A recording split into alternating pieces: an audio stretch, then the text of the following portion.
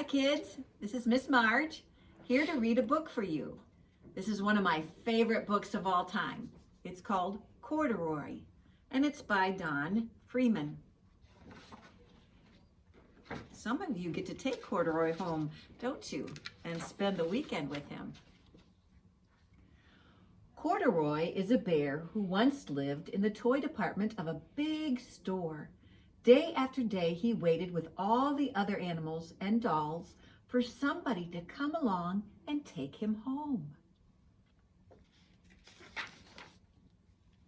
The store was always filled with shoppers buying all sorts of things, but no one ever seemed to want a small bear in green overalls. Then one morning, a little girl stopped and looked straight into Corduroy's bright eyes. "Oh, Mommy," she said, "look, there's the very bear I've always wanted." "Not today, dear," her mother sighed.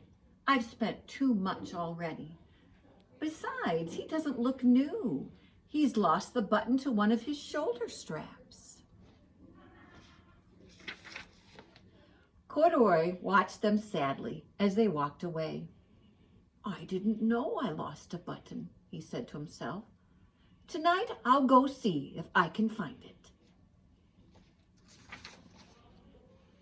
Late that evening, when all the shoppers had gone and the doors were shut and locked, Corduroy climbed carefully down from his shelf and began searching everywhere on the floor for his lost button.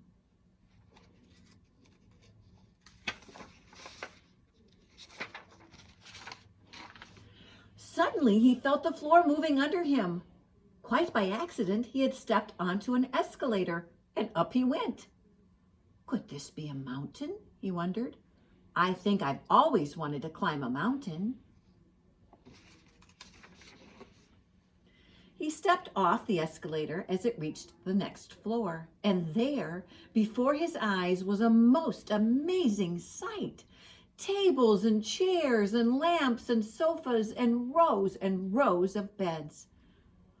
"This must be a palace," Corduroy gasped. "I guess I've always wanted to live in a palace." He wandered around admiring the furniture. "This must be a bed," he said. "I've always wanted to sleep in a bed." And up he crawled onto a large, thick mattress. All at once he saw something small and round. "Why, here's my button," he cried, and he tried to pick it up, but like all the other buttons on the mattress, it was tied down tight.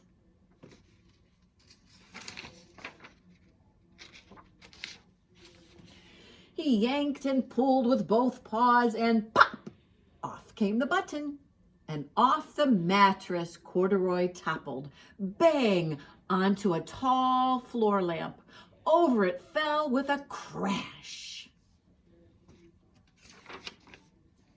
Corduroy didn't know it, but there was someone else awake in the store. The night watchman was going his round on the floor above. When he heard the crash, he came dashing down the escalator. "Now, who in the world did that?" he exclaimed. "Somebody must be hiding around here." He flashed his light under and over sofas and beds until he came to the biggest bed of all. And there he saw two fuzzy brown ears sticking up from under the cover.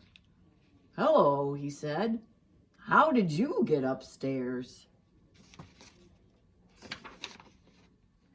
The watchman tucked Corduroy under his arm and carried him down the escalator and set him on the shelf in the toy department with the other animals and dolls.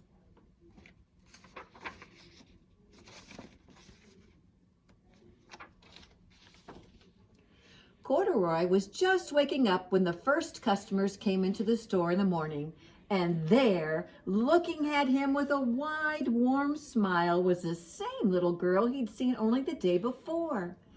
"I'm Lisa," she said, "and you're going to be my very own bear. Last night I counted what I've saved in my piggy bank, and my mother said I could bring you home." Shall I put him in a box for you? The saleslady asked. Oh, no, thank you, Lisa answered, and she carried Corduroy home in her arms.